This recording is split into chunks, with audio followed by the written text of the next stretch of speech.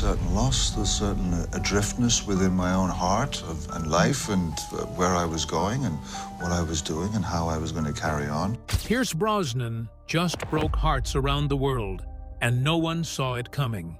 At 71, the man who once played the fearless James Bond is now facing something more terrifying than any on-screen villain. What's the first day like, your first day shooting as Bond? First day, the first day for me, well, all first days are terrifying. He has already endured unthinkable loss. His first wife, Cassandra, taken by ovarian cancer. Then his daughter, Charlotte, to the same cruel disease. And now, life is knocking again, harder than ever. What is happening behind the scenes is forcing Pierce to confront his deepest fears, and what he's planning to do next has left many deeply shaken. Could this be the end of an era? I allowed myself the grace to be able to try and get the sense of humor that both men brought to the part. From Irish boy to Hollywood icon, everyone knows Pierce Brosnan as the perfectly dressed, martini-sipping, gadget-wielding James Bond. But before the perfect tuxedos, red carpets, and high-speed car chases, Pierce was just a skinny Irish boy who dreamed big with a childhood that looked nothing like a Hollywood fairy tale. And I'd like to amend my earlier comments about the drinking habits of the English. So how did the skinny Irish boy become a Hollywood legend? Pierce, whose full name is Pierce Brendan Brosnan, was born on May 16, 1953, in Drogheda, County Louth, Ireland, to May and Thomas Brosnan. His mother, May, was a nurse, and his father, Thomas, was a carpenter. With a home like that, it's easy to imagine a warm, cozy Irish household, but that wasn't the case. In fact, shortly after Pierce was born, his father walked out and never came back. He was just gone. His mother was left to raise little Pierce on her own, and as tough as she was, it wasn't an easy path. She had to make the gut-wrenching decision to leave Ireland for London to become a nurse when he was just 4 years old. She wanted a better life for herself and her only child, Pierce. But little did she know that her son was about to have a tough childhood that would shape his entire life. While she was away, Pierce was raised by his maternal grandparents, Philip and Kathleen Smith, which was pretty stable, but not for long. After they died, he went to live with his aunt, and then an uncle, and then eventually sent to live in a boarding house with a woman named Eileen, who took him in. His life was pretty much like that of Oliver Twist, right? He had to share a room with 3 lodgers, all of whom were adult men.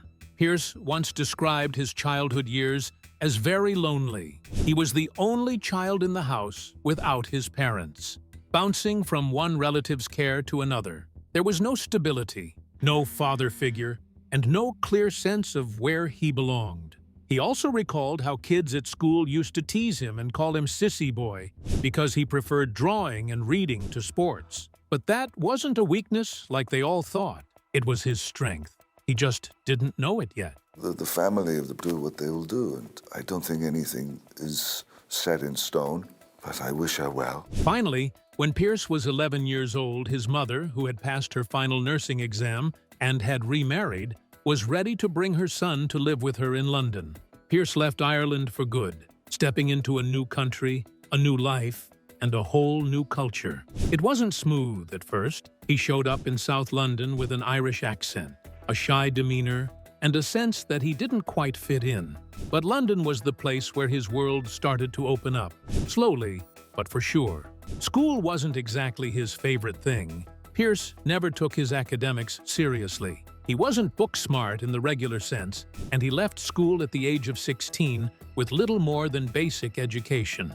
Now, here's where things got a lot more interesting. Pierce obviously loved to draw. Art was his escape, and so after he left school, he trained as a commercial illustrator at St. Martin's School of Art, which is now part of Central St. Martin's, one of London's most famous schools. He had one dream, to become a painter, but then came a random, almost comical twist of fate. While he was working as a graphic designer, and of course, painting on the side, Pierce wandered into a theater workshop just out of pure curiosity.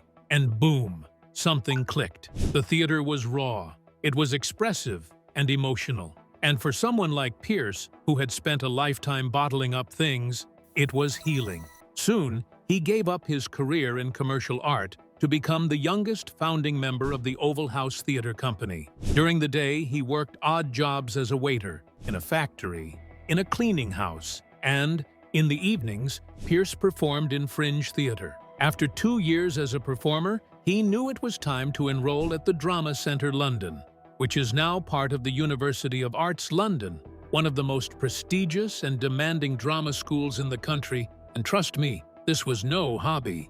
Training was intense. Long hours, deep character work, and brutal critiques, but Pierce thrived. He once said that acting gave him permission to feel all the things he never could as a kid: anger, sadness, joy, and heartbreak. And for the first time in his life, he found a place where his emotions were allowed a breath of fresh air. By the time he was done with his training in the mid-1970s, he was ready to spread his wings. He first hit the London theater scene running, performing in serious stage roles and eventually landing a spot with the York Theatre Royal. His presence on stage was undeniable. He was tall and handsome with piercing blue eyes and a quiet intensity. People started to take notice. And then, like in a fairy tale, fate intervened again. An American casting director, Rose Tobias Shaw, spotted him in a play and recommended him for a television role in the United States. What started as a one-off opportunity soon became Remington Steele, the show that would make him a star in the States and set him on the path to becoming James Bond. Thank you, Mr. The name's Bond. James Bond. At this point, one thing was clear. Pierce had turned his loneliness into art and pain into purpose. The little Irish boy with no dad, a sketchbook in one hand, was now standing at the edge of something big, and while Hollywood came calling, Pierce answered with style. So, how did he get to the top of his career? The rise of a star. By the early 1980s, Pierce had made a name for himself on stage and in a few British television dramas, but it was the series Remington Steele that catapulted him into the global spotlight. Before then, he had caught the attention of casting directors at the British Broadcasting Company, and soon he landed roles there, appearing in television shows and miniseries. One of his early standouts was the 1981 film The Manions of America, where he played Rory O'Manion, an Irish immigrant seeking a better life in the United States. This was his first major role, and it sure turned heads. Pierce's performance introduced him to the United States audience, who were hooked by his good looks, vulnerability, and quiet strength. At this point, the door of Hollywood wasn't wide open yet, but it was cracked. But then everything changed in 1982. Producers were looking for someone with sophistication, wit, and mystery for a new American detective series, Remington Steele, and Pierce had all of that. The show was a hit, and overnight, Pierce Brosnan became a familiar face in American homes. It ran for 5 seasons, from 1982 to 1987, marking his transition from an upcoming actor to a leading man.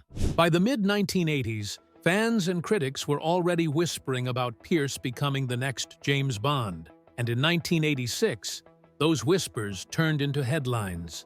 Pierce was officially offered the role of Bond, but the ship couldn't set sail. Morning, Q. Sorry about the leg. Just as the deal was about to be finalized, National Broadcasting Company, the network behind Remington Steele, renewed the series at the last minute, purely because of Bond buzz. His contract kept him locked in. It was disappointing for Pierce. The offer was gone just like that, and Timothy Dalton jumped on the opportunity. I mean, he also looked good in a tuxedo. It crushed Pierce, but he still didn't complain. He simply continued working, taking up a mix of roles in films like the 1987 film The Fourth Protocol and The Deceivers in 1988, which gave him room to grow. Throughout the late 1980s and early 90s, he focused on building his career. He didn't just chase blockbuster roles, he picked characters with layers. Sometimes he played the hero, and other times he played other things. And while he wasn't Bond yet, that image followed him. In 1993, he decided to try something different and took a different kind of role. He played the new love interest in Mrs. Doubtfire, opposite Robin Williams. I remember I was a single father and I get a job with Robin Williams. As expected, the film was a global hit, and Pierce's role reminded people how charming he could be even without the gadgets and tuxedo. By the early 1990s, Pierce had already made a name for himself. He wasn't just that guy from Remington Steele anymore. He had proven his range in television dramas, romantic comedies, and thrillers, but there was still one shadow that followed him everywhere. It was James Bond. He had missed the opportunity back in 1986, but it seemed like he was destined for the role because a decade later, fate came knocking again. It was obvious that the world wanted him, and fans rooted for him, as did critics. And when Timothy Dalton finally stepped away from the franchise after 1989, License to Kill, the James Bond role was wide open again. Oxygen supply normally. Uske saath-saath. This time, the timing was just right for Pierce. Finally, in 1994, Pierce Brosnan was officially announced as the new James Bond, which was a big deal, not just for him, but for the Bond franchise itself. It was great. It was a magical time in my life, and it gave me access to a whole other world as an actor. After a 6-year break, the series needed a fresh face, someone who could bring charm, confidence, and just the right edge to the role. And Pierce was the perfect person for it. In 1994, GoldenEye hit the theaters, and trust me, it shook the entire world. Pierce's Bond was sharp, composed, and of course, modern. He brought back the classic cool of Sean Connery. I was so enamored by Sean Connery, who I'd seen as a boy of 11 years of age. But with a 90s twist, more vulnerable and a lot more stylish. Something audiences loved. GoldenEye did not just revive the franchise, but it introduced Bond to a new generation. The film grossed over $350 million worldwide, and just like a dream, Pierce became one of the most recognizable men on the planet. He was 42, not fresh out of drama school, not an overnight success, just a man who had waited for his moment. And when it came, he delivered. He went on to star in other Bond films, including the 1997 Tomorrow Never Dies, The World Is Not Enough in 1999, and Die Another Day in 2002. Behind the scenes, Pierce worked hard to bring something fresh to the character. He knew Bond was a big role, but it didn't define him. Mister? Bond. James Bond. While filming those Bond movies, he also worked on his own production company called Irish Dreamtime, alongside his partner Beau St. Clair, to support projects that meant something to him outside of the Bond brand. One thing he tried so hard to avoid was getting typecast. But while he tried to spread his wings in Hollywood, he had no idea he was about to be faced with one of the most devastating moments of his career. After starring in 4 Bond films, Brosnan expected he would return for a 5th. He was James Bond, and was pretty good at playing that role. What could go wrong? Well, without warning, the tone shifted. Producers Barbara Broccoli and Michael Wilson had begun to rethink the direction of the franchise. They wanted a young Bond, and so quietly, they began considering new actors, and soon, Daniel Craig's name came up. Meanwhile, Pierce was left in the dark. There was no farewell, no proper thank you, just one phone call, and that was it. Still, Pierce handled it well. He was obviously disappointed, but he didn't lash out. Mamma Mia. Mamma Mia is the gift that keeps giving. It's just one of those joyful memories of life. Instead, he turned to other roles like Mamma Mia. While he had made peace with the way things ended, years later he described his departure as ripping off a Band-Aid. Painful, quick, and, at the same time, freeing. But he didn't let goodbye define him. he used the opportunity to grow. During these years, Pierce Brosnan also experienced some of his greatest joys and deepest personal losses. But before the pain came love and happiness. Just as his career had just begun, he experienced a love story that had a fairy tale beginning. Keep watch as we delve into his extraordinary love story. Fellow gives a gift like that, he wants more than a piece of her heart, eh? Finding love in the spotlight. Before the fame and the tuxedos, there was just a struggling actor trying to figure out where he belonged in the world. And then, like a scene straight out of a romantic movie, he met Cassandra Harris. And to be honest, that changed everything. Pierce first laid eyes on Cassandra in London in 1977 through their mutual friend, David Harris. She was an Australian actress, beautiful, elegant, and confident. The kind of woman whose presence is felt in every room. Pierce later said, "What a beautiful-looking woman. I never for an instant thought she was someone I'd spend 17 years of my life with." There was something unique and alluring about Pierce. Maybe it was his gentleness, or those Irish eyes that caught her attention. They had dinner that night, and it wasn't just a date. It was the beginning of a beautiful love tale. Within a year, they were inseparable. Cassandra had 2 children from her previous marriage, and Pierce stepped into their lives like he was meant to be there. It's easy to fall in love when life is good, but Pierce and Cassandra built their love in the middle of real-life struggles. He was still hustling for acting jobs, doing commercials, and off gigs. Yet, their love grew. Cassandra didn't just support him, she believed in him. She was the first person who truly saw what Pierce would become. She'd been in the business longer and had appeared in the James Bond film For Your Eyes Only before Pierce became James Bond. After a few years of living, loving, and building a quiet life together, Pierce and Cassandra got married on December 27, 1980, in an intimate, beautiful wedding, and it was one of the happiest days of his life. He went on to adopt Cassandra's 2 children, Charlotte and Christopher, after their father passed away and treated them as his own. He took fatherhood, like he did everything else, with full commitment. In 1983, Pierce and Cassandra welcomed their son, Sean Brosnan. Life was good. Cassandra celebrated Pierce's every win, big or small. And when people started talking about Bond as the next James Bond, behind every rising star, there's someone in the shadow holding them steady. And for Pierce, Cassandra was that someone. Everything seemed perfect. They had a beautiful family. Pierce's career was finally taking off. Their son Sean brought joy into their everyday life, and they had a love that looked like it could survive anything. What could go wrong? Well, life isn't a fairy tale. Pierce was out in Hollywood spreading his wings and building a life he had imagined, but little did he know that his life, his world, was about to change forever. Special Operative Arnock. We bring him in on sensitive cases quite frequently, isn't that right, Miss Holt? Tragedy strikes twice. In 1987, their almost perfect life turned upside down when Cassandra was diagnosed with ovarian cancer. I held the generous, strong, beautiful hand of my first wife, Cassie, as ovarian cancer took her life much too soon. This wasn't the first time cancer had touched Cassandra's family.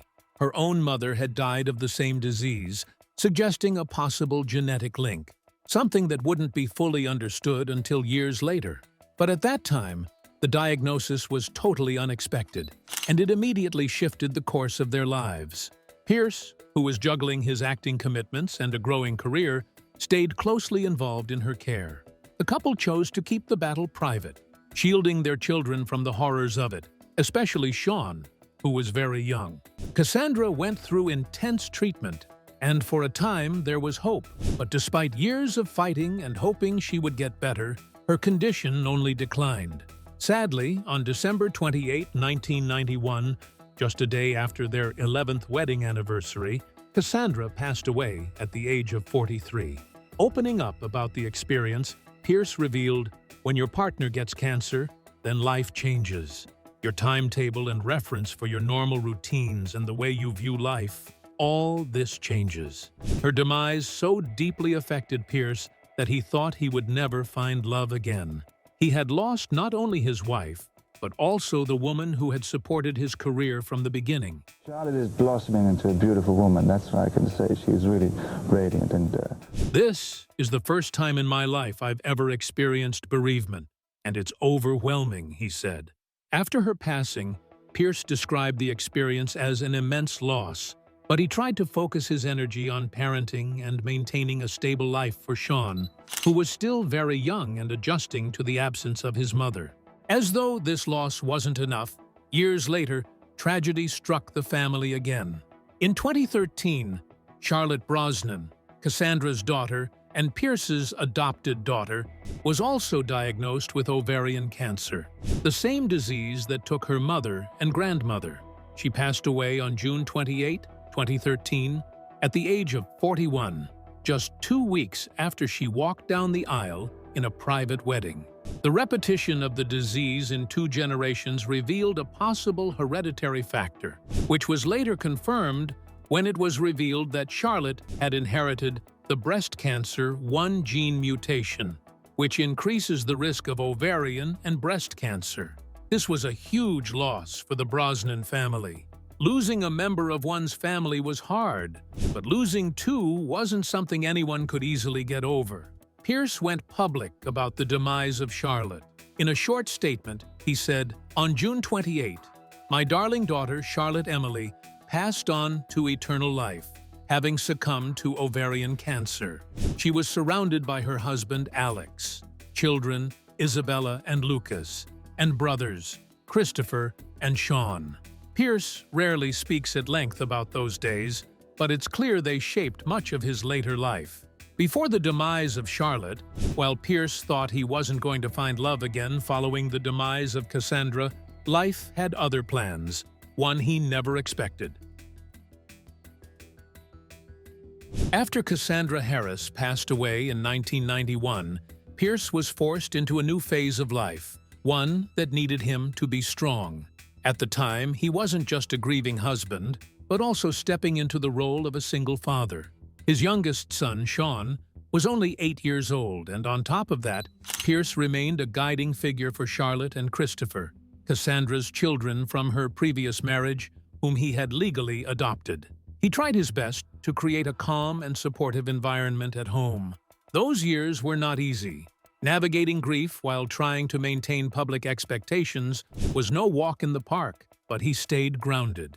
Then, in 1994, 3 years after Cassandra's passing, something unexpected happened. He met Keely Shea Smith, a journalist and environmental activist, at a beach party in Mexico. It wasn't planned. He wasn't even looking. But the connection was instant. Love happened when Pierce least expected it. And just like that, his life had color again. Keely brought balance back into his life. It's a long story, It's a long story. but we have... It's a good one, right? It's a good one. And with time, their relationship developed into something genuine and beautiful. Over the next few years, she became a constant presence, not only in the life of Pierce, but also in the lives of his children. The couple welcomed their first child together in 1997, a son named Dylan, followed by a second son, Paris, in 2001. That same year, Pierce and Keely tied the knot in a private ceremony in Ireland. For Pierce, it wasn't just a wedding, it was a second chance at love.